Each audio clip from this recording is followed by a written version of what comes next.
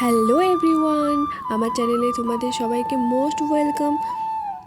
বেশ অনেক কয়েকদিন ধরেই ভাবছিলাম যে গাছটাকে রিপোর্ট করব। চলো আজকে করা যাক তাহলে।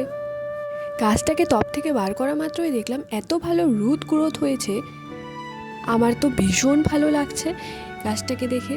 চলো এবার এটাকে অন্য টবের মধ্যে বসানো যাক। এখানে আমি নিয়ে নিয়েছি মাটি, গোবর সার আর কাঠের গুঁড়ো, এগুলোকে একসাথে মিক্স করে এবার আমি এই গাছটাকে এখানে বসাবো।